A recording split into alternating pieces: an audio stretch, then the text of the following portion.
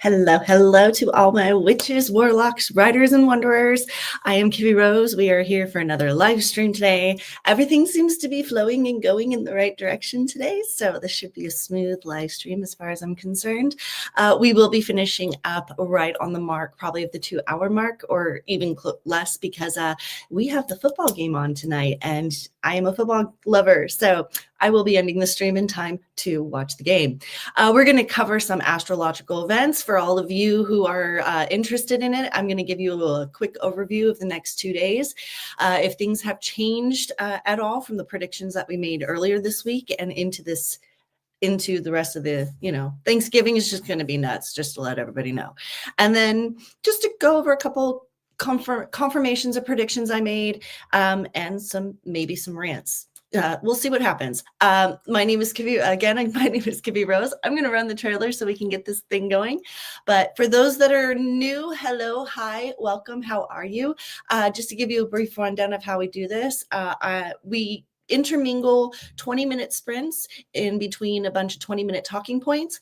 So for the most part, I cover a lot of astrological events, but towards the end, I do go off of my own material and give my 2 cents about things. So for those that are here for the sprints, I hope that you're productive. For those that are here for the rants and the talking points, hello, how are you? Welcome. Let me go ahead and run our opener, and we can get into what is going to happen for us astrological signs at the end of this week.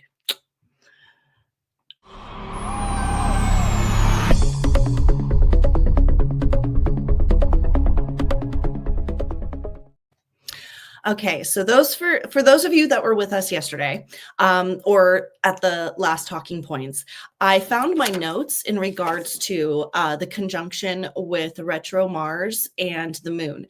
And I'm glad I did, because for the most part, I got it right. However, forgetting that Mars goes into retrograde at the same time that the moon enters Mars, or goes into conjunction as Mars, it's a good time to nurture those frustrations. And that was the one thing that I wanted to mention that I missed, because yes, there's a strong connection between emotions. Yes, you need to pay attention to things and what's going on around you. However, there is also, it's also a time to nurture frustrations. So I just wanted to add that in because I found my notes yesterday, of course, and that's how it always happens for me. I'll find what I'm looking for after the situation has happened where I need the information. I'm definitely one of those that lays in bed at night and goes, oh, I should have said that. Oh, what about that piece of information? And those who know me, my poor friends, yes, you get those random text messages of, oh, by the way, you should check this out, or be careful, or yeah. So that's what happened yesterday, and I wanted to throw that in. So I'll pop into the comments here because, hi, Cora. Hello, my dear. Hi, everyone. I am in the waiting room of my son's appointment. I'm working on last-minute edits of my book, Your Thursday Routine. I love the fact that you seem like you have such a crazy schedule, Cora, but the truth is you've got a routine as much as you've got a routine, and I love it. So I am also going to be working on during the sprints. I finally finished catching up on all the outline notes. I have the last little bit of my outline notes to go over that were deleted. And then I'm going to be adding in, let's just say we're headed back to this collection of notes with all of this that needs to be added. And I have it marked in, basically we're headed back because I had to mark another thing that happens in these notes that happens in the middle of this that I have start here. Oh, it is, guys, it is literally like you should just have a piece of string and just try to follow along. It's a mess. However, it totally makes sense in my head. If the storyline and the dreams weren't already there so clearly in my own mind, there's no way that I'd be able to keep this all together. However, luckily, I'm able to be like, oh, wait, that happens next in the dream. And then I don't have it written down. Oh, guess what? Where's that note? And the funny part is, for any of you that are new, and sorry for those of you old that this is going to be a repeat for, but these notes that you can see right here are the notes that I wrote based off of the shorthand notes that I had in the spiral book that I've had for like 25 years. So I started with little, like literally shorthand notes and just enough to remind me of the dream. And then I expanded it into this, and then it's just slowly grown from there. And at this time, it's all scattered because the dreams repeat themselves based on the viewpoint of who I was dreaming it from. It's kind of weird how to explain this. At the same time, it would basically like go forward in the story and then change viewpoints and then go back in the story and then move forward again. So in the original handwritten keynotes, that's why it's in multiple colors, because based on whose perspective I was dreaming it from, I had to change the color and add in the notes for that. And so when it came down to actually, like, it was easier to break it down by dream scene, if that makes sense, than it was to break it down by the timeline of the story. And I figured as long as I get the actual dreams in detail down, I'd be fine on where to fit them into the story, into the timeline, because of the fact that as I write the book, I remember the dreams. So that's kind of what we're now bouncing between, is past dream notes, past book notes, and current outline notes. And that is how my world goes round. So it is crazy chaotic, but also my mom was a director. If there's one thing she was good at, was organized chaos. And somehow I have manifested that into my own life. And I thank her almost all the time when this happens, because I'm like, if you hadn't taught me how to be able to direct and construct organized chaos, I don't think I'd be able to organize my life or my head. So that is what I'll be working on this sprints. So let me finish up this little talking points, because this is going to take, I've realized doing the astrological forecast, it takes a minute. So we might go over the little 20-minute mark in the talking points for this beginning piece. However, I promise I'll keep it short in the other things, because I want to get in 3 sprints today. And yesterday we were only able to get in 2.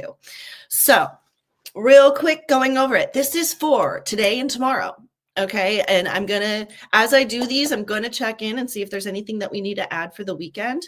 Also, there's something that I wanted to come in and clarify, because I noticed this when I was looking back on this yesterday.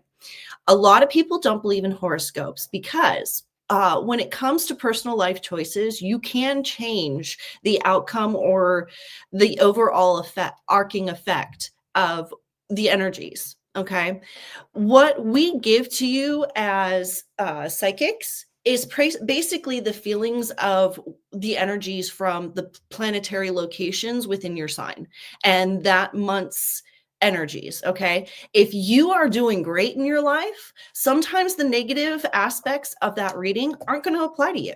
There's going to be parts where you can, and this is why horoscopes aren't scientific, because there's so much influence with personal choice and personal decision. I mean, there's even the subconscious reaction of, if you don't want to believe in the horoscope or you don't believe in horoscopes, that you could actually make the subconscious action to make it not come true. So there's a lot of personal choice that goes into when it comes to horoscopes and astrological readings and stuff like that. That's why when I give it to you, this is just a broad overview. If you want a personal diagnosed incoming reading, reach out to me. I have no problem doing readings for people. We can work with your budget and figure it out from there. So for those of you that made comments yesterday that, oh, well, I don't believe in horoscopes because they never apply to me. That could be either because you don't believe in horoscopes and they never apply to you, or you are doing so well that for the most part, the warnings within the readings aren't going to apply to you. Okay. And that's why I do readings, is basically to help people. I'm not coming, like, if you're doing a good job, I'm going to tell you, you're doing a good job, keep going. Like, unless I see a bump in the road. But if you're doing bad, I'm going to try to help you. So this is pretty much for all of you that are trying to figure out or confirm if you're on the right path or if you need to change direction. So there's my response to that.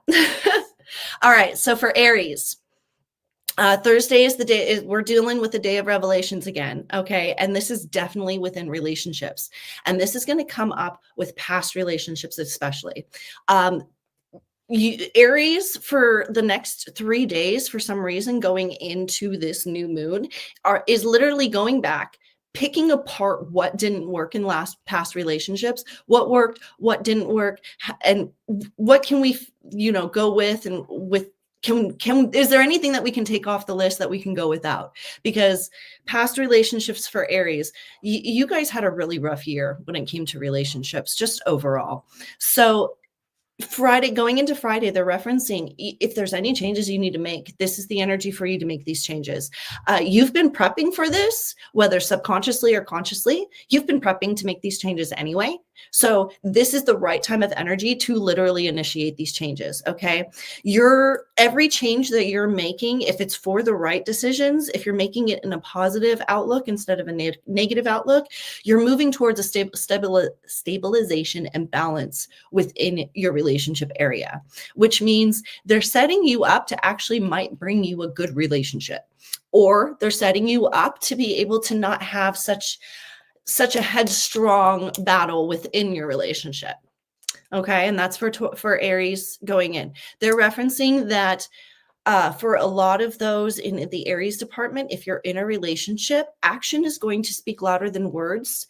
You're going to see things from your partner that you may not necessarily have seen before, and they're either going to confirm or deny suspicions within your questions. So like if you've been wondering if maybe he's been spending time doing football watching instead of maybe spending as much time with the kids, there's a lot of places that they're referencing that this can come into, like, and it's not just like, is your husband cheating? Because I know the first place people are going to go is like, oh, is this mean my partner's cheating? No, this is actually just areas of like, I really don't like that he does the dishes that way. Maybe I'm just going to do the dishes from now on, because that little part, like the way they do the dishes and the way they put them away drives me nuts so bad that it's not worth the battle. And I'm just going to let them know, hey, drives me crazy the way you do the dishes. I'm going to do the dishes from now on. Okay. Like we can figure something out where we can compromise and you can do something to help me out. It's going to be that kind of thing. For those who aren't in relationships, it's going to be a way deeper dive. Okay. It's going to be like, okay, so this person was a narcissist. This person was a gaslighter. This person was an egotistical, whatever. These were the red flags I missed. These were the signs I missed. And then on the reverse side of that, you're actually going to be like, who are the good people that reached out and tried to get my attention that I didn't see the green flags because I was so busy looking at the red ones? So Aries, take some time, because this can really set up the catapult for the new year for you. Okay, we're going into Taurus. Thursday, you guys are continuing that depth of discovery of yourself, whether you want to or not. This is going to continue with a focus of you growing and improving. Instead of you being so hard on yourself as you've been the last couple of days, there's going to be revelations that come in that actually allow you to start not only self-caring, but changing in a way where you're not going to end up getting hard on yourself again. It's almost like you had that wake-up call of like, why am I picking on myself? I could just change. So they're saying that Friday, there's a strong confidence towards this kind of change, like big time. It motivates you to do the tasks that you maybe necessarily didn't want to do because you knew there was going to be a learning and growing experience in it. And you kind of resisted it because, you don't necessarily like that all that much. However, it's coming to a head this weekend. And truthfully, they're referencing Tauruses. If you don't take the angle of facing what's coming this weekend head on, not with your horns down and you trying to hide, just bore through it, but actually watching for the red flags and navigating accordingly, you're going to have the kind of breakthroughs this weekend where the new year is just like, I got this. I know this. The kind of confidence you kind of envy from other signs, you will have if you're able to get over and push through and see the red flags this weekend. Okay. For Geminis, it's going to be a little bit different for you.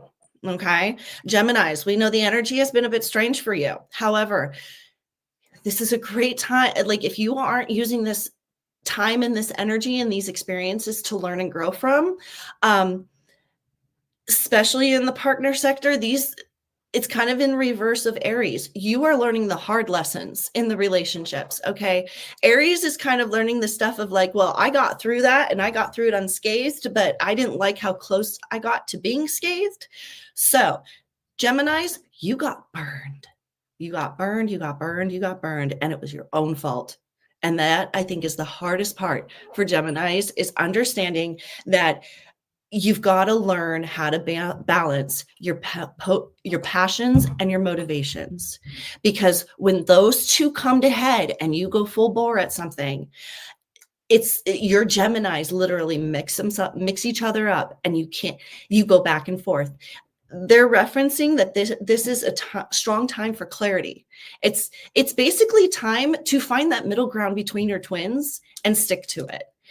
Doing this bounce back and forth and this wishy-washy of, oh, I want this, I don't want this, I want this instead, no, I don't want this. You've come to realize this year that isn't going to work. There's no positive outcome from bouncing around like that. And they're referencing that into this weekend, your perception of a reality is going to change. Okay. You're going to incur almost an insight to the way things actually are. And they're referencing that this is going to be a huge wake-up call, that you need to make some huge changes within yourself, because a lot of everything that happened was indeed your own fault. And I even have notated here, when you need help, ask, but also remember that when everybody else seems wrong, maybe it's not everybody else. And I think I've repeated that multiple times to Geminis that I've done readings for this year. And I believe in a couple of my previous live streams, I even said this. So Geminis, this huge lesson this year was literally about understanding that sometimes when everybody else seems wrong, no matter how hard you want to hold your convictions, maybe you're not seeing things right. And maybe, just maybe, if you change yourself a little bit and you find that middle ground instead of bouncing back and forth, you'll be able to maintain a steady path instead of one that's like a roller coaster ride. It's so funny because there must be a Gemini watching, because it's almost like they're like, let's get off this roller coaster ride. It wasn't that fun to begin with. and let's walk around the park for a little while and maybe get a snack.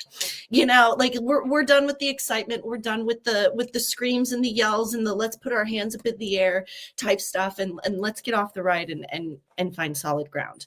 And Geminis, if you don't find solid ground by the next year, they're referencing that if you thought this year was a roller coaster ride, you compact everything that happened last year into a 3-month period and then just map it out. Oh, that scares me. So Geminis, please be careful. Start prepping to change. Okay. Cancers. Dude, when I tapped into Cancers for this weekend, like you can just see it, like, oh my gosh, the vibration is going to be so high. Okay, Cancers are going to feel like they're running around like chickens with their heads cut off. Okay, it is literally that type of energy. It is going to be the motivation to take care of business, put the plans in place. We've got to get this done. It doesn't matter if you're nervous about it. You've got that courageous, let's get it done type energy. Use it to your advantage. However, don't drive the people around you crazy. Okay. If you are in the get it done type mentality and somebody around you, like your partner, isn't, that doesn't mean you push them to match your energy. Okay. That means, okay, I'm going to leave you here and I'm going to go and I'm going to get my stuff done. They're referencing that this final, into Friday, into Saturday and Sunday, finalizing tactics and skills and techniques. Like basically venturing out on your own and maybe solidifying how you do things by yourself independently is going to create stability and supportive energy for the weekend to come, for the week to come. This is basically, they're showing me kind of like husbands. If your wife is planning a huge freaking dinner for Thanksgiving, why don't you go out or peek around or look at her like to-do list and just take care of some stuff. Just kind of take care of some stuff so that when this week comes, it's like, oh, instead of, ah. So for cancers, use this. You don't normally have this high of like a Scorpio vibrating energy. You guys are usually on the lower side of the energy line when it comes to the water signs. However, they're showing me that the tides this weekend have shifted in your favor. So use it. Okay. Leos. Creativity, confidence, and harmony has been the game. And guess what? It is just going to keep going because inner harmony. They're referencing that inner harmony and inner resolutions of all the loose ends, both in your personal relationships and in your internal relationships, are going to be solidified. Leos have amazing energy right now. Okay. We're talking Cancers may be on a high vibration. Leos are on a magnitude type vibration. Like it's that deep bass that just like reverberates through the crowd. Okay. This energy does encourage you to look at your life path. Use this weekend to kind of assess, look back on the year, see where you've gone, look forward into what's coming in the new year. And are you where you want to be? And if not, this is a good time to look at how to improve. They're referencing any improvements or changes that Leos want to instill for the next year. As long as they start planning now to start making those changes and those movements, it's going to solidify. You're going to have a solid routine by the new year, which is going to just exponentialize. Is that even a word? I love it when you guys make up words. It's going to energize the new year, and it's going to make it exceptional. Is that what you were trying to do? I think they were trying to add together exceptional and energize. And it's like, God, we're not Webster's dictionary. We can't make up words here. People are going to like, oh, yes, I'm a writer. Yes, words are hard, but we can't make up our own words. Anyway, we did it yesterday we did do it. Okay, let's not have that conversation. Evidently, we did do it the other day when we combined like storm and strum or something. And yeah, anyway, Libra. No, we're Virgos. Grandma, you're a Leo. Stop. Thursday, we're just, give me a second.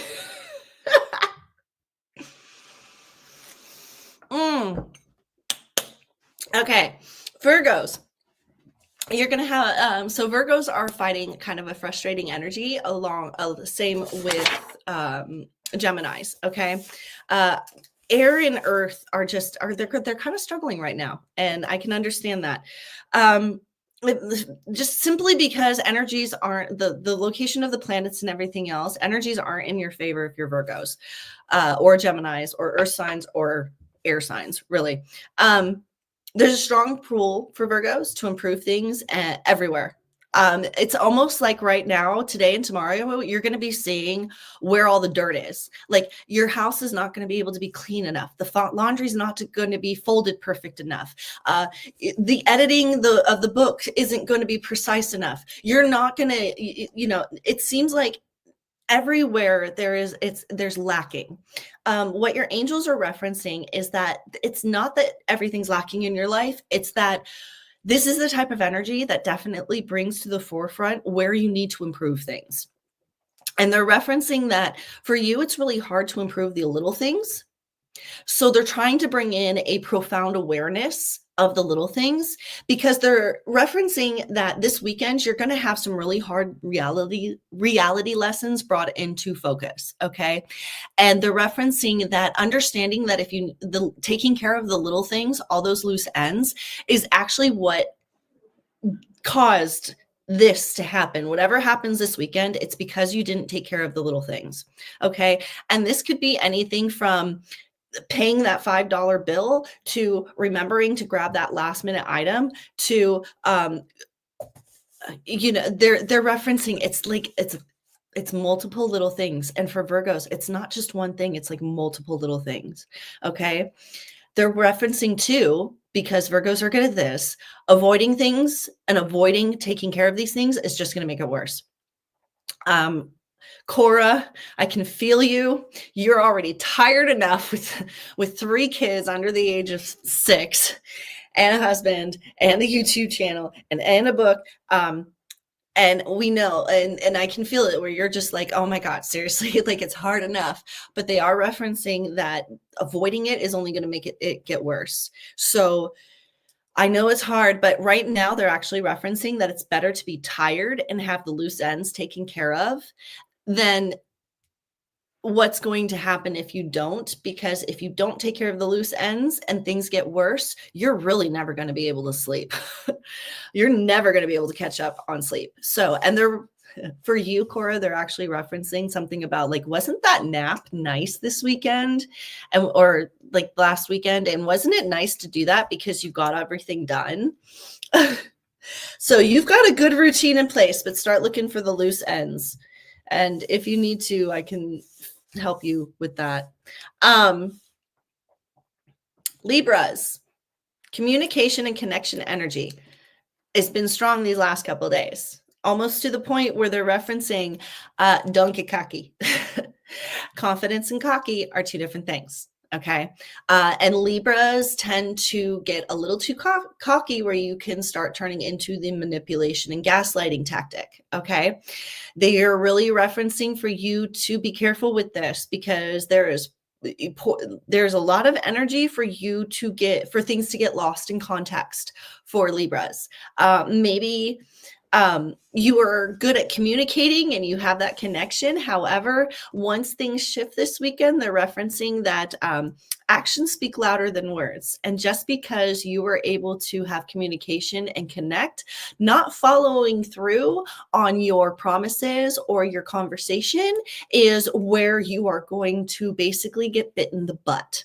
They're referencing that you need to pour your energy into projects right now, whether you want to or not. They're referencing that you need to pay attention with distracting yourself, but still giving effort towards the family. Okay. Socially and emotionally, you're going to have a hard time into this weekend, finding the value in other people's opinions, conversations, words of encouragement. They're showing that you are going to have very resisting energy, and Libras being air signs, just like Geminis. Yeah, you guys are having those kind of energies where you're going to have to just kind of either let it go, let it flow, or self-distract if you can't, because what you want to get done and what can get done are 2 different things right now. And you may want to come off confident and reassuring. However, you're actually coming off cocky and full of yourself. And you need to be careful with that. And wow, I don't know why this just came in. And they're referencing, especially for Libra Scorpios, because of the fact that the energy for the Scorpio is so predominant and good right now, and the energy for Libra is so cocky and confident right now. Anybody that has that Libra Scorpio, either a Libra moon, Scorpio sun, or if you have a Libra, some sort of mix of Libra or Scorpio in your ascending, your moon, or your sun, you need to be careful with being confident, cocky, and overly zealous of yourself, because your actions are not going to match up to your words, and you're going to fall short to the point where they're referencing at this time, with the way the karmic energies are in line to teach people's lessons because of the shift. Libras are facing the kind of consequence where you could literally fall flat on your face and possibly shatter your nose. So Libras, be careful. Scorpios, energies are vested in yourself for today to better things all around you. Scorpios have felt a strong pull to be very either helpful or to get things done, or just if you have the type of family where you just needed to spend quality time, you did that. If you're the type of atmosphere where you had to get things done and get people to appointments, that's what happened today. Scorpios have a very solid energy right now in making decisions. We're shifting into the Sagittarian sun, which is why I'm kind of exceptionally surprised that Scorpios are having good energy, because it's almost like this the Sagittarius energy is just feeding and harmonizing with the Scorpio energy and everything.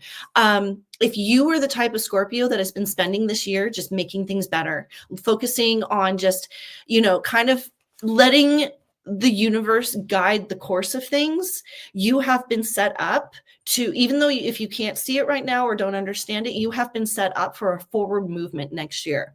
They're referencing that this weekend, it's literally smooth sailing. Heart set decisions, priorities are in place, and a security conscious you. Keep going. Scorpios, just keep going in the direction that you're going. Surprisingly, considering the last 10 years that Pluto was in opposition of us, this just shows how much Pluto was preventing us from success.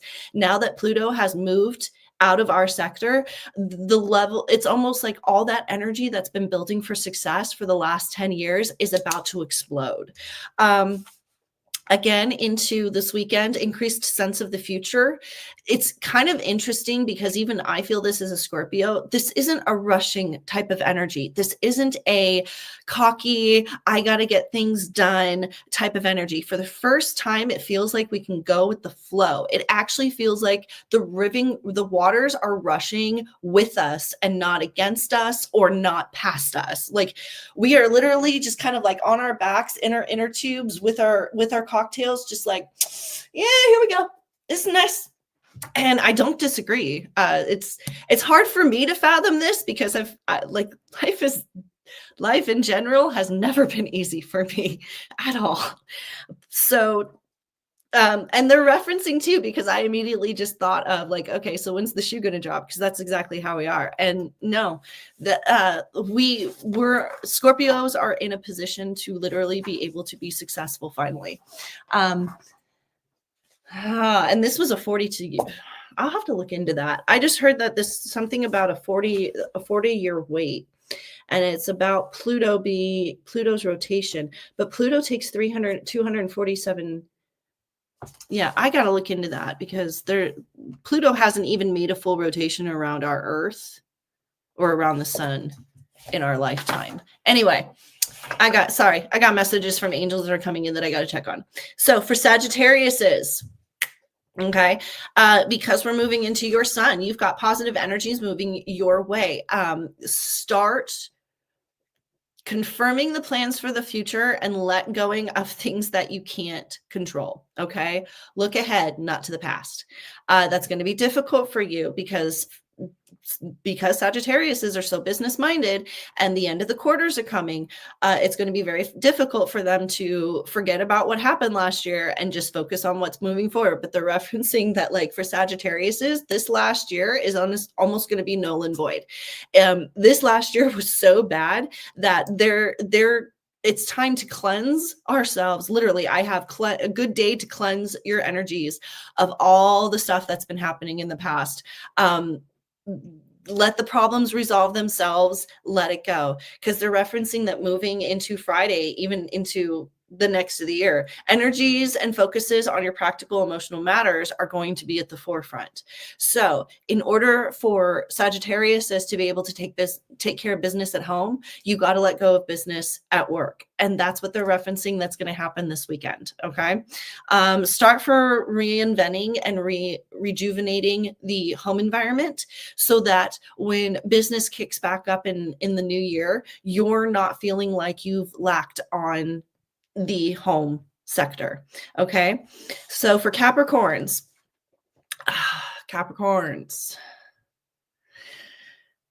you do have good energy coming your way. However, with the amount of negative energy that's already bombarded you this year, it's not going to feel like much. So you're going to need to look at the positivity of things. They're referencing that it is a good time to look at your financial or money matters.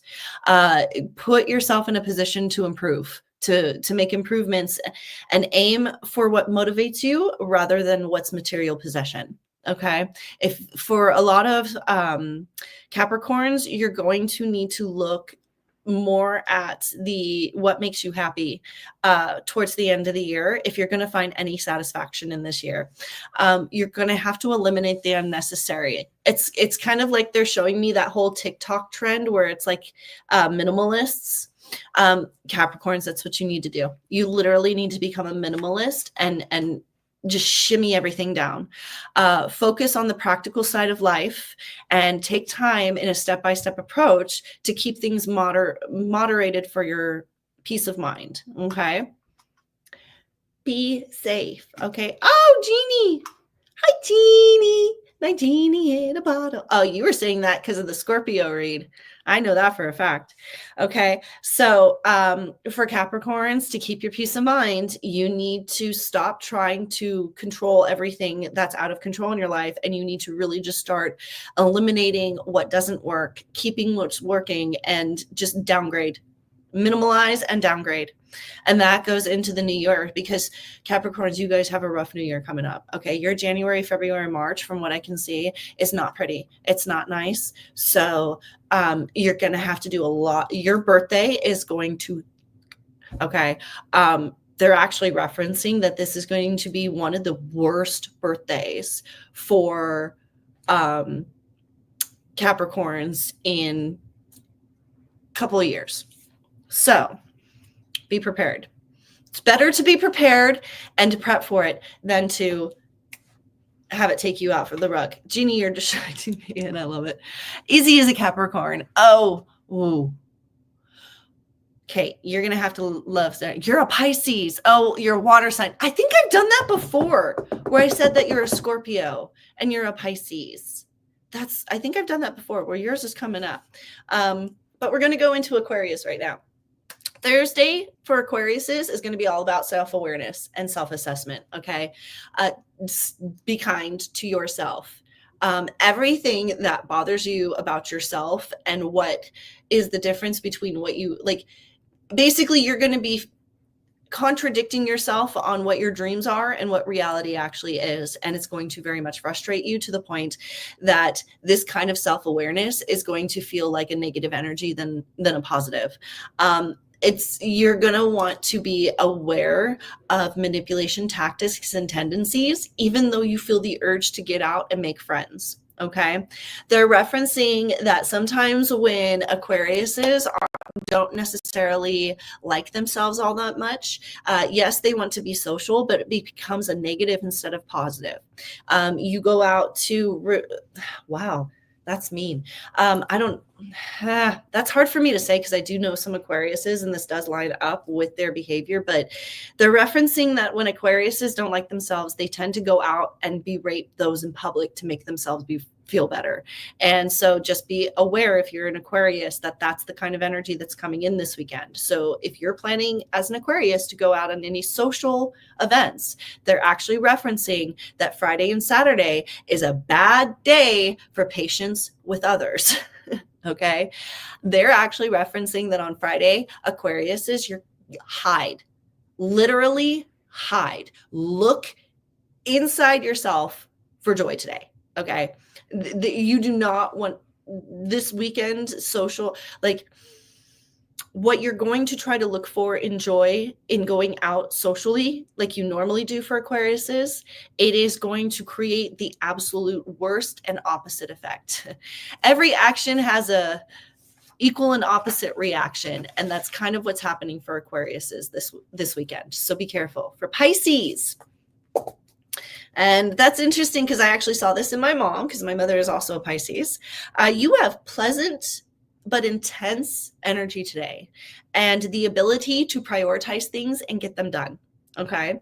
It's been a good time to clear out the clutter, clear out your mind, reprioritize, and everything else. And then the good news is they're referencing that into tonight and tomorrow and this weekend, Pisces are getting a reputation boost. It's going to be a great time to kind of take things easy, be nice to yourself.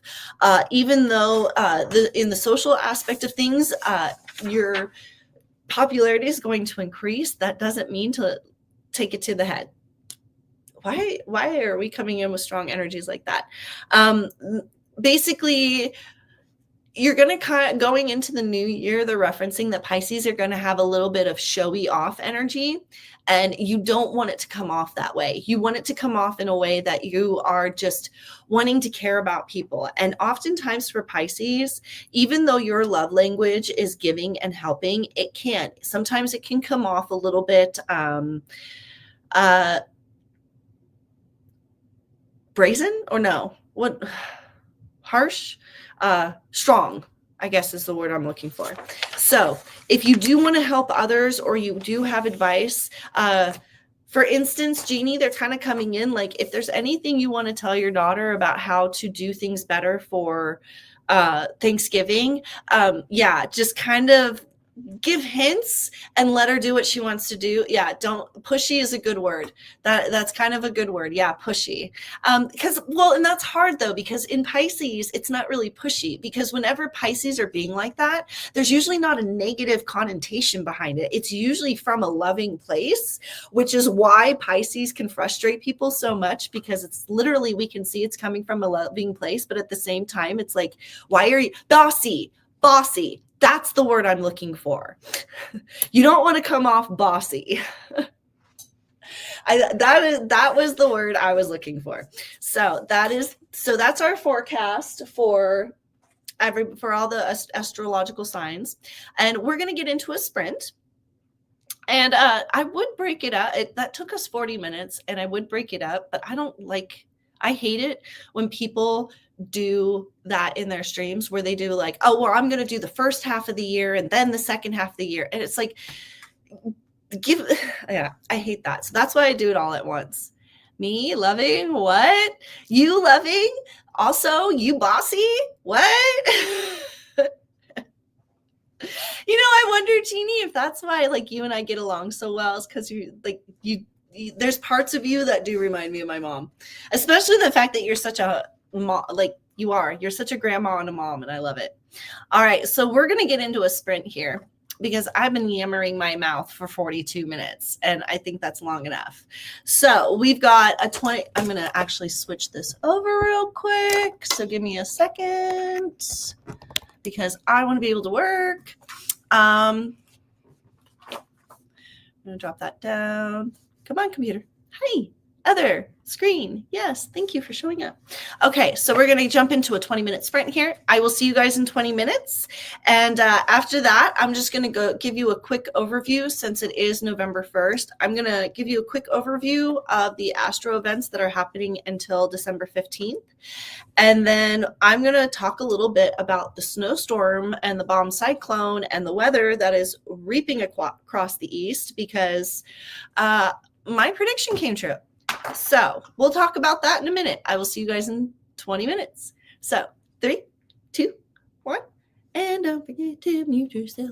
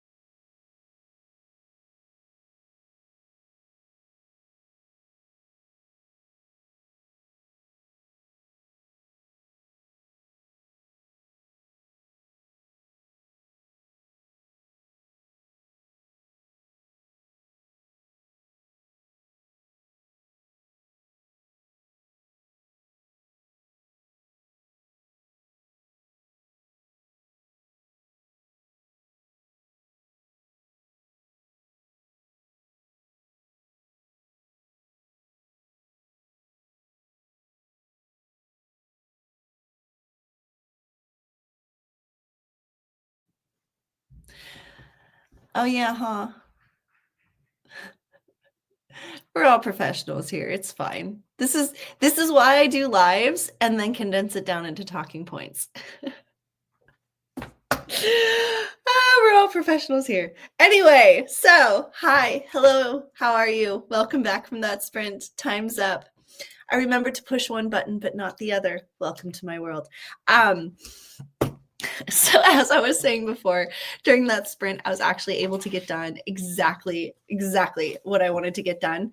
I finished the outline, and the next sprint might be actually interesting to watch me, because I might be running around like a chicken with my head cut off, because we're about to hit the next session where I have to go bounce between a bunch of different notes. So for real quick, we're just going to go over a rundown of December's first half of the month astrological events to keep an eye on. And I'm going to give you a heads up in regards to the conjunctions of things, which reminds me I need to go here and do this real quick and pull this up, because where are you? There we go. That's what I wanted, because I want to be able to explain this stuff to you so that you guys are aware. Okay. And then I am going to talk about a couple of predictions that I've made that happen to have come true. And then we're gonna, there's some different topics here that I was like, I kind of saw this stuff coming, and I just want to cover it, from the earthquakes to the shift in the way mainstream media is being handled, to the bomb cyclone that just hit, that's about to hit the East, to Gen Z not wanting to have kids. And then if I get to it, I did have a request from a fan or follower, Miss Mia Files, or Miss Mia Files writes, she was looking over one of my past live streams, and I shared this book just real quick, and she asked if I could actually kind of go show a little bit more of it, because I didn't show much of the artwork in it, and I mentioned that I loved the artwork, and she loved the little glimpse that I showed, and she asked if I would please share that. So if we have time, I will be sharing that, and I have my little note. So for any of you taking notes, here's your forecast for the beginning of next month. Okay, just know Thanksgiving, it's supposed to be, for the most part, except for earth signs and air signs, smooth sailing for everybody. As long as you're an earth and an air sign that's preparing for it to be a little chaotic, you're going to be fine. Just understand that we don't really do holiday prediction weeks, simply because personal influences and family energies. And we all know, first of all, I have an Italian-Irish family. We all know what happens when the Italian family gets together. The volume goes up and up and up and up and up. And sometimes so do tempers and energies. So there's a lot of personal choices reasons that we don't cover forecasts for the holidays. I will do a little bit of a overview next week to give you a little bit of a heads up, but just know, like, next week we're going to be focusing definitely more on what's coming in December, because everybody help everybody during the holidays. Okay, just be nice. So for December, December 2nd, you're going to have another meteor shower. So if you are in the eastern hemisphere or eastern part of the United States, you'll have a good chance of seeing this. It's going to be up more towards Canada and Iceland area, but we do have a meteor shower that's coming with that. On the 4th of December, the moon goes in conjunction with Venus, and what that means is there's going to be a huge shift in focus onto love and beauty, family, love, happiness, which is kind of interesting, because the way things that are lining up with the alignments of all the planets, it's very clear that this winter solstice, this Christmas, this Yule is going to be a very either huge awakening for those who have not done well again, or just a huge coming together of the families. So if you're a family who's been trying to repair things all this year, you're going to have a great Christmas. If you're a family who's been trying to be showy and brag and just be full of yourselves, you're going to have a horrible Christmas because it's going to expose a lot of problems. So this also matches up with the conjunctions of Sirius and Pluto. And what that means is when Sirius conjuncts with Pluto's, there's going to be intense struggles and difficulties. And this is why we're referencing that going into the beginning half of December, especially with people shopping and getting ready for the holidays, it's going to be really bad for those that it's been bad for, and somewhat good for those that it's been good for. Okay. At the same time as Sirius goes into conjunction with Pluto, we have the Cascadia meteor shower that is also happening. That one's going to be far more visible than the Phonicide. Thank you. Meteor shower. I probably pronounced that wrong, but forgive me. Okay, on the 6th, we have another meteor shower. So literally the 4th, the 5th, and the 6th, we have 3 meteor showers coming in, which I found was very interesting. We also have the moon going into conjunction with Venus, Sirius going into conjunction with Pluto, and then Mars ends its retrograde on the 6th. Okay, so I have ends retrograde. I was told, I need to check on that because I was told that Mars goes into retrograde, and that's everything we saw last year or yesterday. I might have written that down wrong. I need to look into that because if that's true, that's going to help us out a lot. Yay, Cora made it home. Yay. Give me a second, guys. I'm actually going to look at this because I'm going to be really upset about this because is it Mars? Oh yeah, it might be good to turn on your keyboard. Because I was told, yeah, it begins its retrograde on the 6th. Okay, so I wrote that down wrong. No, I had to make sure because I was like, wait a second. Mars goes into retrograde on the 6th. I knew I had that right the first time. I wrote it down wrong. Always have to double check and make sure I'm giving you guys the right information. So on the 4th, the 5th, the 6th, we have 3 meteor showers coming in. On the 4th, we have the moon going in conjunction with Venus, which makes you look at love. We've got the 5th, the conjunction of Sirius and Pluto, which turns into intense struggles and difficulties. Then we have Mars entering retrograde on the 6th. So the first week of December, if you can just avoid going out in public and you can just stay home and hide and avoid people, do so. Okay. Because then on the 7th, Venus goes into conjunction with Pluto. We've got a lot of things moving up there this month. Okay. And what that means is that it magnifies the personalities that are happening. Okay. So pretty much whatever was going on at the first of the month, it's going to be doubly emphasized towards the 10th of the month. Okay. The good news about that though, is that Neptune ends its retrograde. For those of you that have the ruling planet of Neptune, you're going to actually have good energy come in, and it might not be as difficult for you as it is for some others. This is when you would have to check your birth chart and see where Neptune lies in your birth chart and go from there. Okay. Next is on the 8th, we have the moon's conjunction with Saturn, which means limitations and hardships come in. And at the same time, Venus then conjuncts with Saturn or with Sirius. And that means, where are you, Sirius? So this is why you have to have notes. That means that the nurturing relationships. So pretty much what they're saying is like on the 8th, because the moon goes into conjunction with Saturn and Venus goes into conjunction with Sirius, it is literally going to flip the script of whatever was happening at the beginning of the month. So if you were having great communication during the moon's conjunction with Venus, that communication is literally going to fall short the following week. Okay. And this is also when the first quarter moon happens. So my biggest suggestion pretty much for the first 10 days of December is to just keep to yourself. Don't try to start anything new. Watch for people's personality, watch for people's tempers, personalities. Make sure that you're nurturing relationships and not causing problems within them. If there's already problems happening within your relationship, this is going to be an even rougher week for you. I hate to say it, but I'm hearing that like if you are already fighting with your spouse and all this comes in at the beginning of December with the stress of the holidays, you could actually be looking at divorce.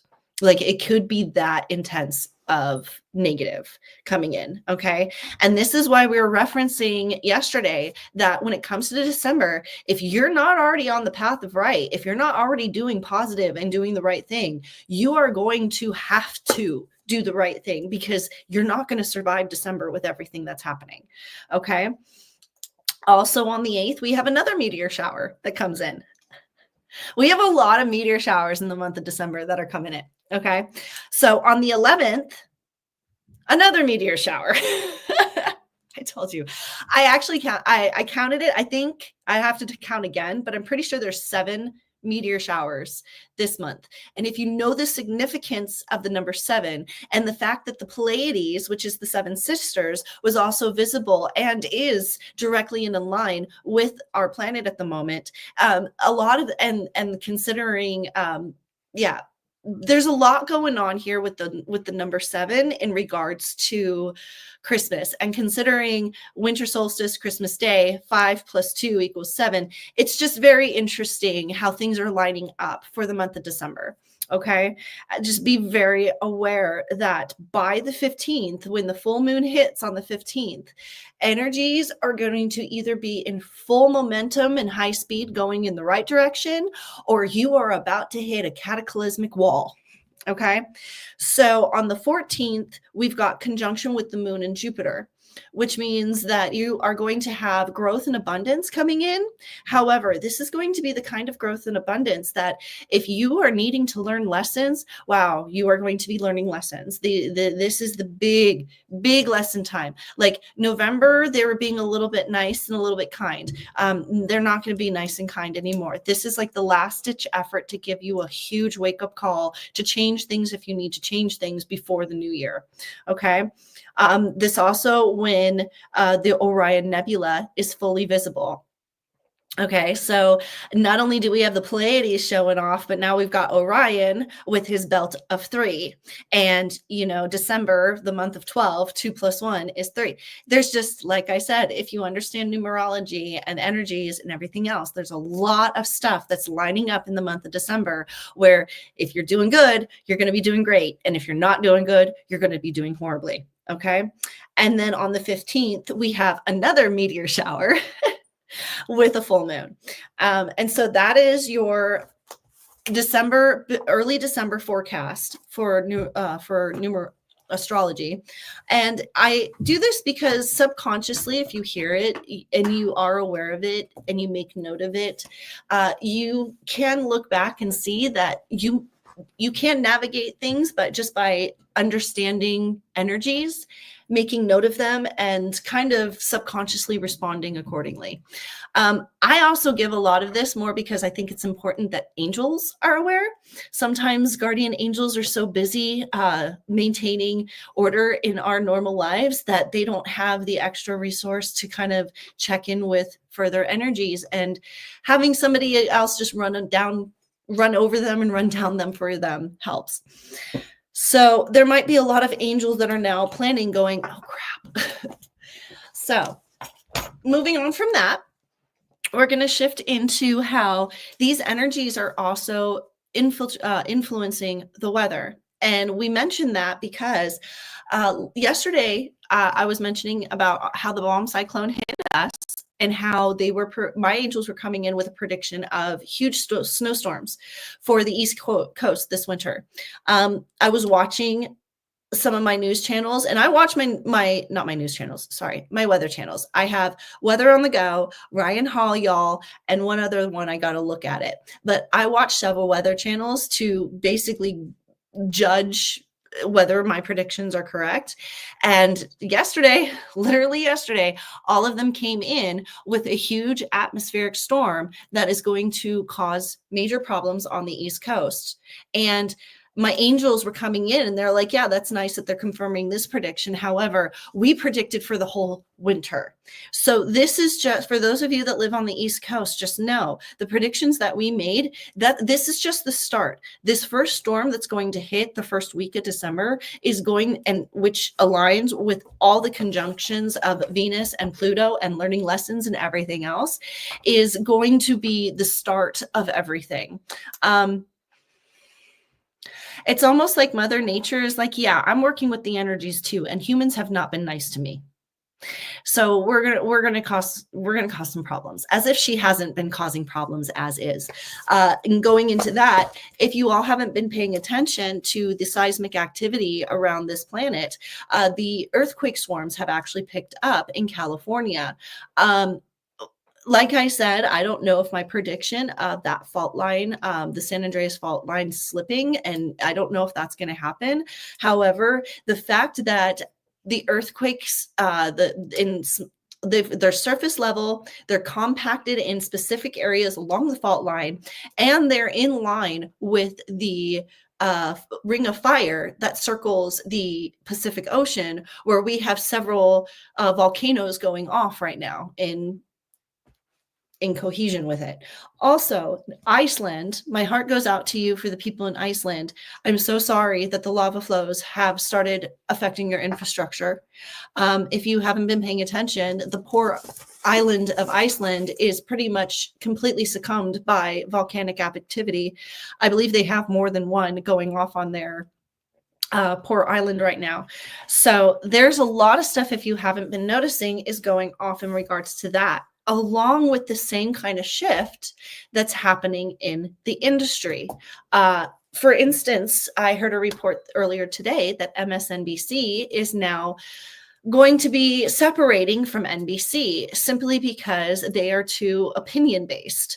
Or yeah, it's kind of funny because what they're changing into, what MSNBC is going to be changing into like twistit.com or Twistit or something like that. And it was just, I laughed out loud when they said the new name, because I was like, well, that's all you guys basically do with the news anyway. So that completely makes sense that that is what you would do with your name. I feel like mainstream media, if they need any advice, needs to just have specific fact reporting and that kind of information on mainstream media, and leave the opinions and the basically the view type material to the YouTubes. That way people can actually choose what opinion piece they want to listen to. And that way you avoid having your program or your channel identified as one political view or the other. Because truthfully, what mainstream media is supposed to be is neutral, if anything. I mean, or at least that's how I was brought up to believe it. I could be wrong, but I was brought up to believe that, mainstream media was for fact-based information. Yes, that switched when the internet was invented. However, we need to go back to that, where you got to pull the opinions out of mainstream media. The NFL is different. Like, those kind of channels are a little bit different. Disney, you need to go back to the kids programming. HBO, you need to go back to just showing movies. I understand that a lot of these companies wanted to move forward with the woke movement. I think we got lost in the definition of the woke movement. The woke movement wasn't supposed to be a whole new way of living. It was just supposed to cause those that were keeping their eyes shut to issues to finally open them. Like, I don't know. You give a mouse a cookie. If y'all haven't heard of that story, and I'm actually going to do this real quick, because I know I've told this to Cora, and I know I've told this to Jeannie. And I want to see, yep, here it is. Okay, so I'm going to share this real quick, because I want to show you guys. This is the book I talk about every time I say, oh, I'm having a give a mouse a cookie moment. Okay. So we're going to blow this up, and we're going to go like this. No, that one. Okay. So this is the book. This is what I am referring to when I am talking about give a mouse a cookie. And if you've never read this book, or if you have kids, I highly recommend this book. It is one of the best books ever. My grandmother read it to me. And what it's basically about is how you can, the mouse, this little boy meets a mouse, and the mouse asks for a cookie, or the boy decides to give the mouse a cookie. And once he gives the mouse the cookie, the mouse eats it and goes, oh, I need some milk. So he ends up giving him some milk. And then he's like, oh, but I need a napkin now to dry my face. So he gives him a napkin. And then he's like, oh, but the napkin reminds me of a letter I want to write. So can I have a piece of paper? So then he asks a paper. Well, I need something to write. It's one of those things where like one little gesture can literally lead into 100 other things. And I don't know how many times I have used this analogy in my life of, oh, I'm having a give a mouse a cookie moment. It's a really cheap book. It's a really good book. Published in 1985. Obviously, I was around 4 years old when my grandmother read it to me. But it's a good learning lesson type book because it teaches you that sometimes even with yourself, giving yourself a little bit of leeway with something doesn't necessarily turn out to be a good thing. It can turn out to not be a bad thing either, but it can also misdirect you. And yeah, it can bring in misdirection, or it can bring in new direction. It's a very interesting book on how to accept the fact that when you start one thing, it leads to another. And I swear it's the only thing that I obviously it made an impact, because even at 43 years old, I'm still referring back to that book. So the next thing that I wanted to mention in going into that with people that I have kids, it's kind of funny that I'm recommending a book for children because our generation's okay. But the most recent conversation I have heard is that Gen Z is looking at not having kids. There's more and more of Generation Z that has decided that having kids maybe isn't the best decision. And I had one of my friends that is doing an article on this. And since I am one of the few 43-year-olds that she knows that doesn't have kids and actually doesn't want kids, if I have a future partner that has a child, I don't mind, but I'm not going out purposely seeking to have children. I love being the aunt. I have no problem being the aunt. I prefer to be the aunt. I'm the cool lesbian aunt. Okay.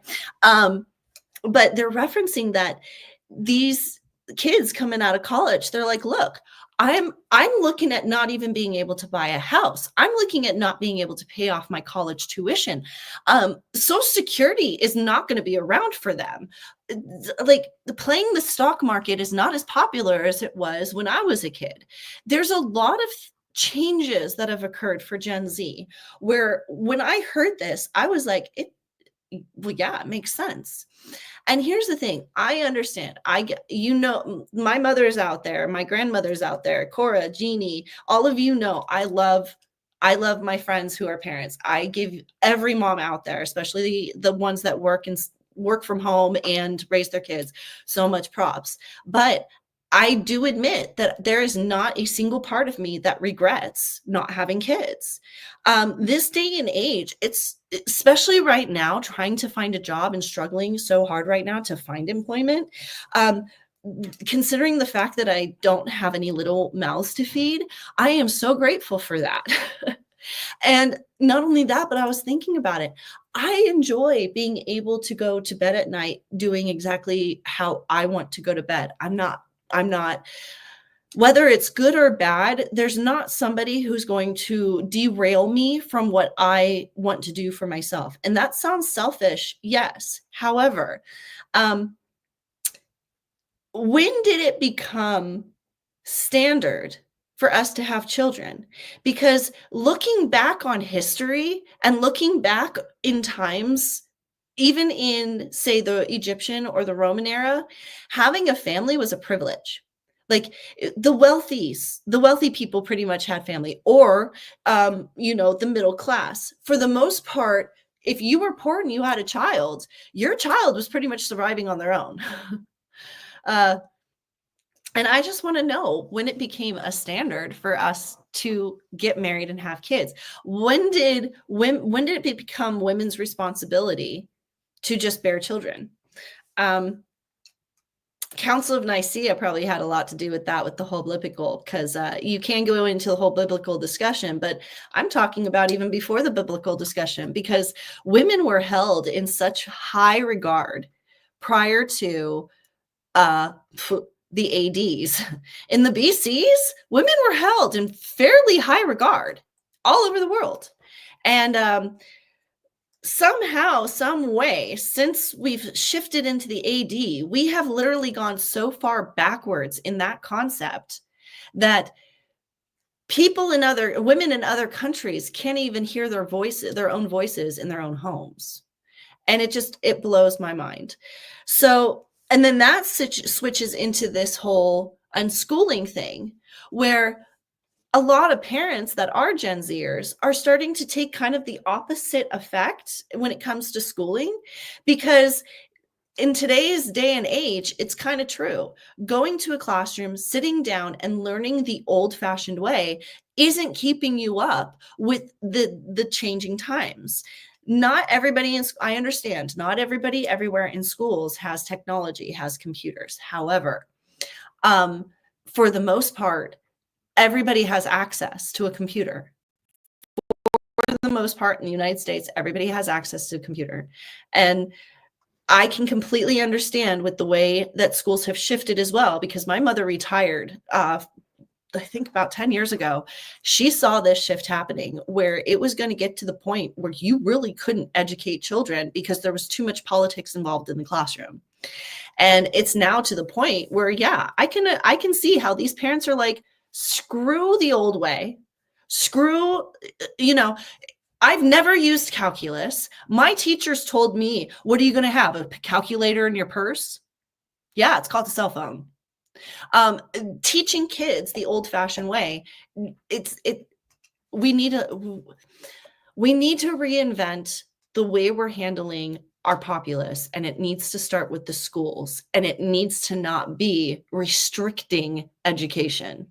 If anything, I love this unschooling effect, because the few parents that I saw on social media that are doing this unschooling effect are exposing their kids to the exact things the schools are trying to bury. And she's like, look, there's homeless people in this world.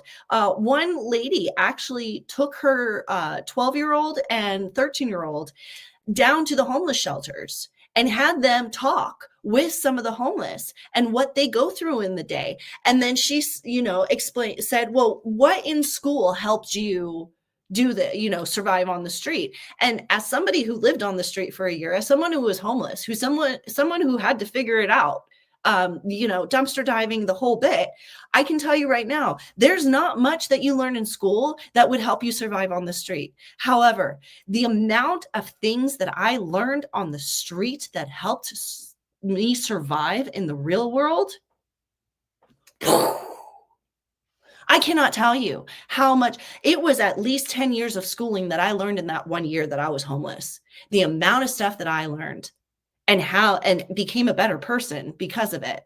So there's parts of me where I'm like, I really shouldn't have an opinion on this because, I'm not a parent. I don't have kids. However, I can also kind of understand where this is coming from, because also I have friends and family where you guys are struggling. A lot of parents saw what the wonderful shutdown did to the advancement of our students.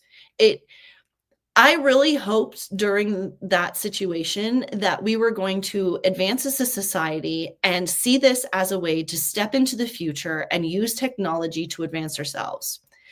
But the truth is humans are lazy. And that's exactly what happened during that whole thing, is instead of stepping up to the expectation, they found ways to not even have to attend class.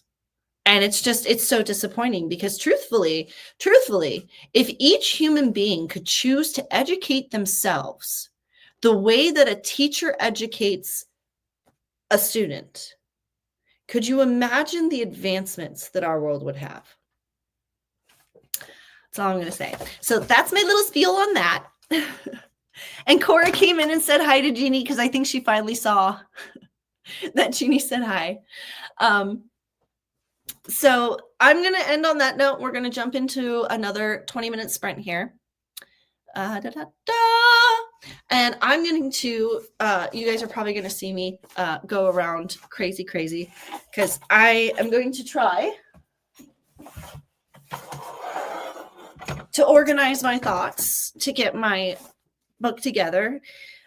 Because at this point, copying the outline off of pre-printed notes is no longer an option. So anyway, so I'll see you all in 20 minutes. Use this time, get some laundry done, fold some laundry, go run some errands, do some writing. I will see you in 3, 2, 1, and don't forget to mute yourself.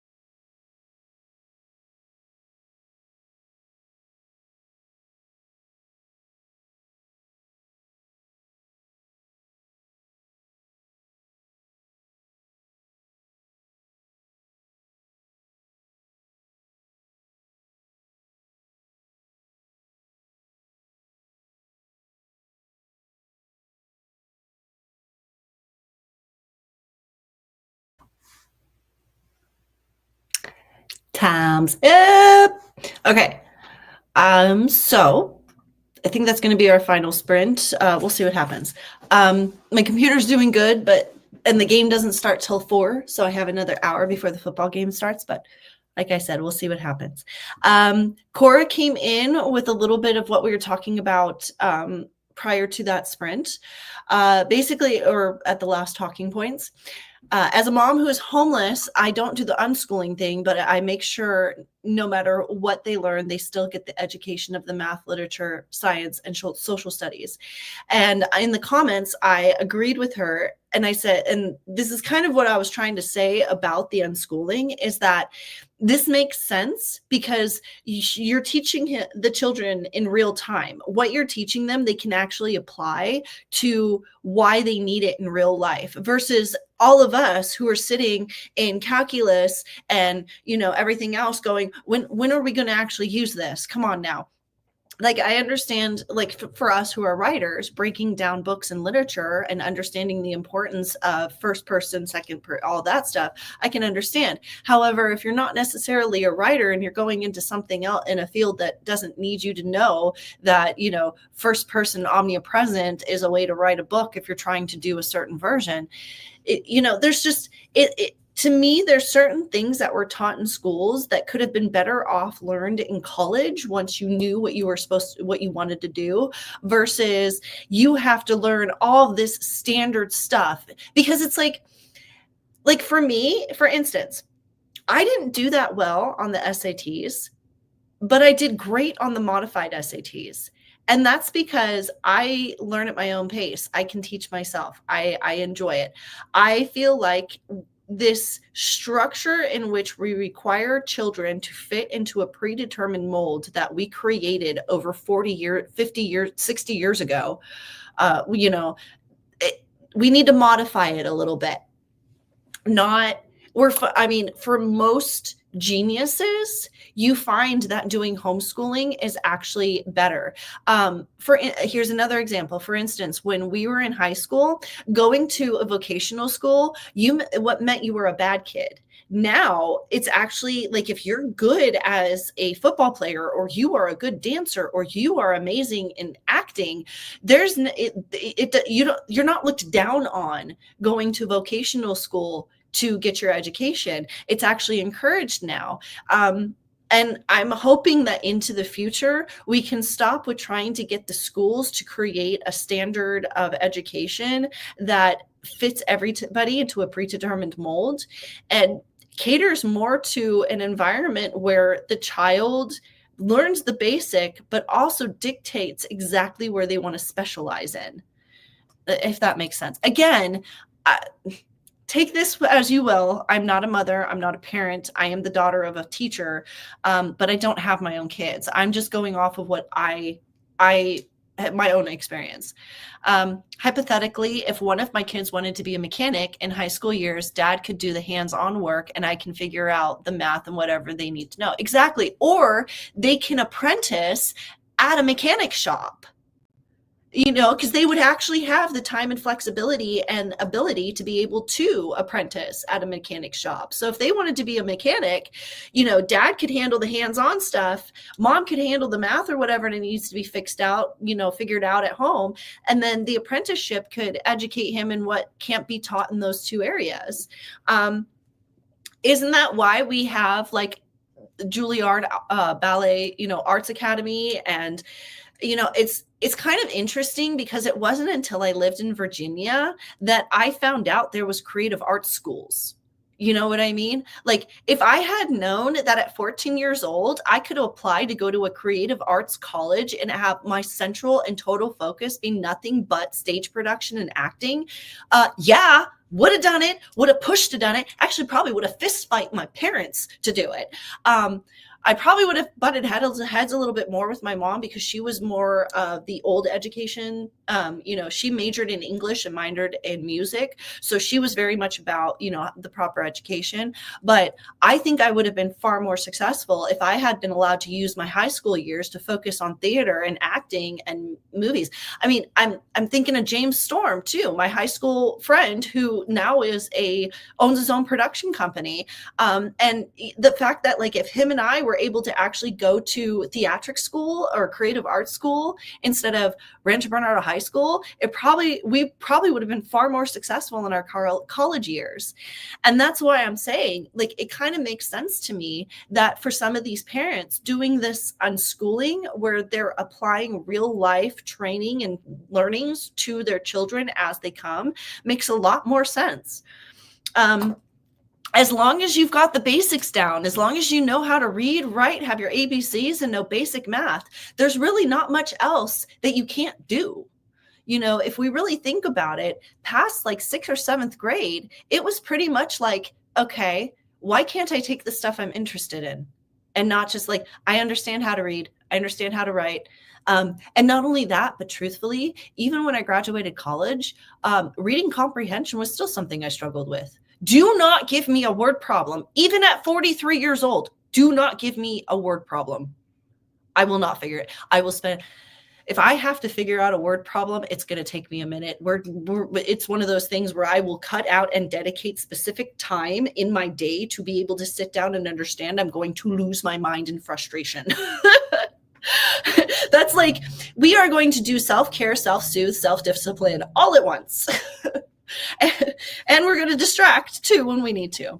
So, and and sometimes I feel like I shouldn't be allowed, or I'm not allowed to speak on this kind of stuff. Or actually, there was a certain group of people that definitely made me feel like that I wasn't allowed to talk about this kind of stuff simply because I wasn't a parent. But at the same time, wouldn't you as a parent want alternate perspectives and alternate viewpoints in regards to different things in order to raise your kids better? That's another thing I think is part of the problem with today. We're streamlining the way we're doing things too much. Instead of obtaining and accessing and compiling more information about things, we're just running with the face value. And I could get into politics, but that is pretty much the definition of what happened with this presidency. In high school, I was really into music, and counselors wanted us to come in to see what colleges to get us into. When I wanted to be a musician, they didn't even mention one of those schools. Yeah. And I had the same problem because when I started San Diego State, I actually started my first year undeclared because truthfully, I remember them asking me to pick a major and I was like, I have absolutely no idea what I want to do. I've never worked a day in my life. And you're telling me I have to choose my career? Like even that many years ago in the year 2000, when I was starting college, that concept made no sense to me. I did not understand how a bunch of adults expected someone who literally just got out of high schools, never experienced real life, never lived on their own, never had a job, is supposed to pick what they're going to do for literally the rest of their lives. Like, and not only that, but when I said, well, I want to be, I want to be an artist, I want to create, they were like, oh, okay, well, there's not much field in artistry, but, why don't we go ahead and give you a major in art for now, and we'll add in communications. That way you actually have something. And I was like, why isn't an art degree considered a degree? And then I started taking art classes and realized that this is in the early 2000s, guys. Remember, this was 2000, literally the year 2000 when I started college. Okay. My Arts 101, Art 102, and Art 103 were all taught by student teachers. None of them were professors. And I was like, well, that might be why an art degree isn't taken seriously. I mean, heck, all of the beginning classes where you're supposed to be learning the foundation and properties of your talent and your education are all taught by people who are still learning it for themselves. I absolutely 100% believe it should be illegal for student teachers to be in college. You want to be a student teacher? Go to elementary school. Go teach an elementary school class. I got no problem with you teaching little kids ABCs and 1, 2, 3s if you're still trying to get your teaching license. If you do not have your teaching credentials, why are you teaching at a college? And why am I paying an arm and a leg to be taught by somebody who hasn't even graduated yet? Like, my mind was absolutely blown when I found out that most of my classes were being taught by student teachers. I was like, so what am I paying this money for? The campus? Anyway, so, and that's also another reason why I think homeschooling and all that stuff is becoming more and more popular, because even children, even people who are graduating high school and going into college professors are finding out that these children are lacking basic communication skills, basic skills. And I bet you if these schools stopped focusing so much on the academic numbers in order to get more money from the government and started focusing more on getting children to, like, can we add dialectical behavioral therapy to elementary schools, please? Like, straight up, can we just have schools start teaching dialectical behavioral therapy? Because I really do believe that if we taught that as one side of it, and the other side is your basic ABCs, 1, 2, 3s, history, math. History is very important because we need to not repeat history. You know, I think there would be a balance that would emerge from the youth that could basically equalize all of the negativity that's roaring in this world. Is my little voice on my little YouTube channel going to make much of a difference? I don't know, but at least I can say it and put it out into the universe, and maybe there's some angels out there that can run with it, right? Okay, well, I have to use the potty. So we actually are going to do one more sprint because I also want to get some work done, and I got a little bit more time until the game starts. So we're going to put 20 minutes on the clock. I'm going to disappear for a second, but I will be back. And when we come back, look at that. I try to act all professional and prepared, and I didn't even bring my notes over this time. Because we were just talking about this. When we come back, I do want to cover a couple of things. The book. That's right. For the last talking points, I'm going to show off this Alice in Wonderland book. If any of you haven't seen it, Pablo Barron is one of my favorite artists. And even though I can't really afford much of his work, this was on sale last year for Christmas. And since I am an Alice in Wonderland lover, pretty much, I have an entire 6.5-hour tattoo piece on my leg of Alice in Wonderland. That's what I'm going to show off for Miss Maya.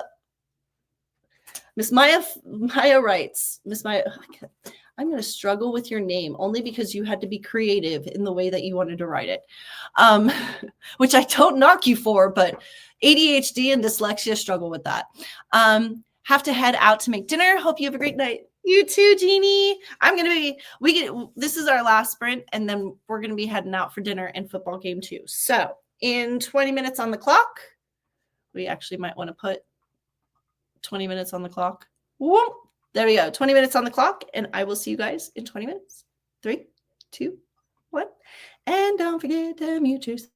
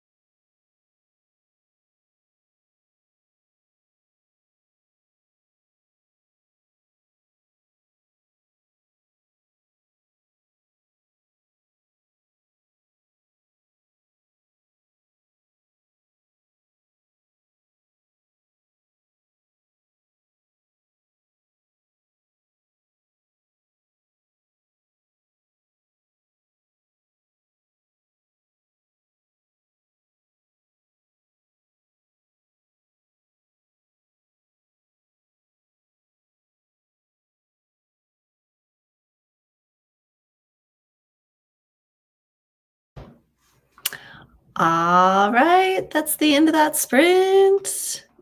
We're going to remove that and bring this up because because we don't need that anymore, because that was the last sprint. Hello and welcome back. I hope you all got a little bit of work done. I was able to actually not lose my mind too crazy on having to figure out my notes. Luckily, I was smart and I actually made little notations to myself of where to go and how to move within my notes themselves. So sometimes I surprise myself of how smart I am. I was able to get a lot done. So we're going to close that up. And then for this last little bit, as I mentioned before, I'm going to show off a little bit more of this Pablo book. And I'm trying to figure out how I'm going to do this. But basically, it's not the same Alice in Wonderland story. He did tweak it slightly.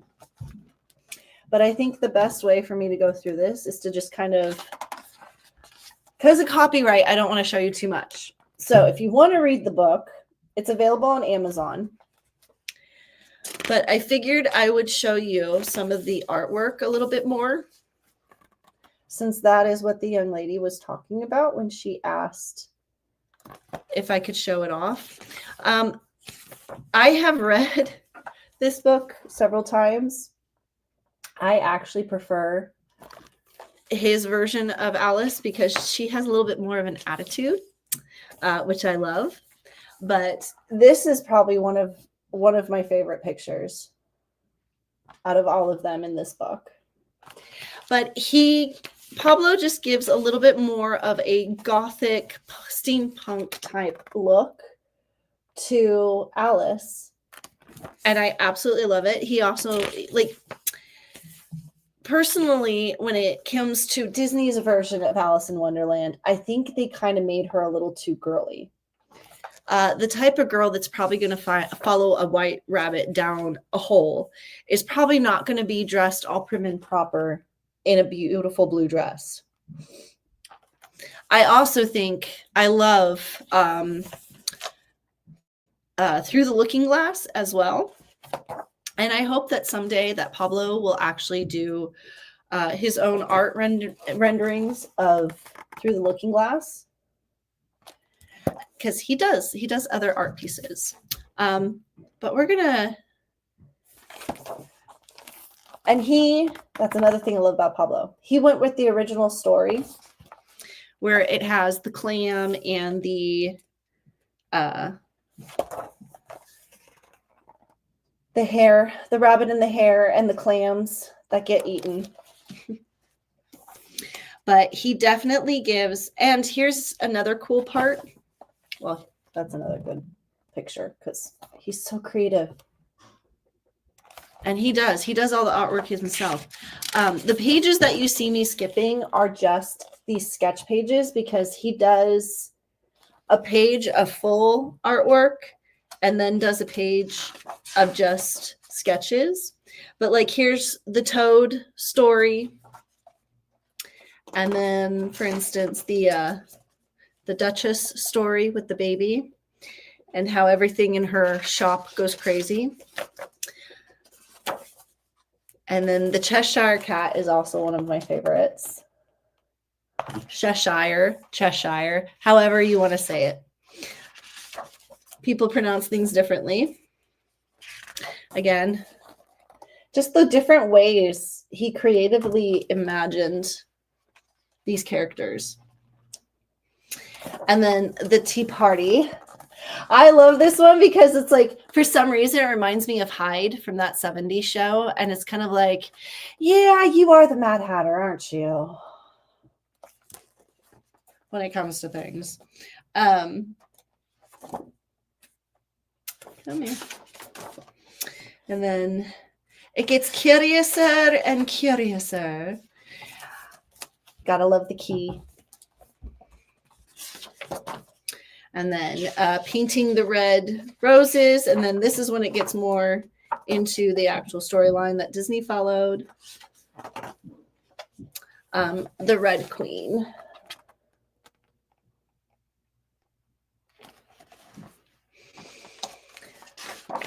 And then the flamingos with the hedgehog balls. And then the griffin. And it's the detailing. It's everything. It's the aesthetic. It's the detailing. It's the thought that he put into the creative mind. Like the little eyeball down at the bottom. That kind of stuff. He's one of those where I was like, you are a Vincent Van Gogh type person. Love the sea turtle, even though it's sketched. And I've had to resist using this as a coloring book. Because there's many times where I've seen the sketches and I'm like, oh, I want to color that. But I'm not going to deface his art by coloring it. But believe me, there's plenty of times. There's the White King. There's plenty of times where I was like, I kind of want to use this. The Court. So Pablo, you should probably come out with a coloring book. It might be a good idea. If you ever hear me. And then the tarts. Who stole the tarts? And my wrist is starting to hurt, if you're wondering why. Here's that. And this is also, that's also one of my favorites of Alice. All right, and I think that's the last one. I believe it is. So, and then the little rabbit.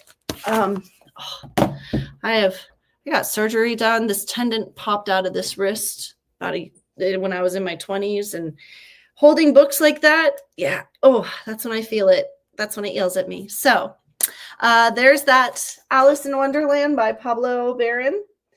And for the young lady who, Babarati, I call him Baron. It's Babarati. If you know me, you know how bad I am with names. If you're interested, it is available on Amazon. So that is going to conclude this 2.5-hour sprint session. I'm going to be editing Kibby is going to hate me. Anyway, I hope you guys were able to get a little bit of information, that I rattled your ear off, got some work done.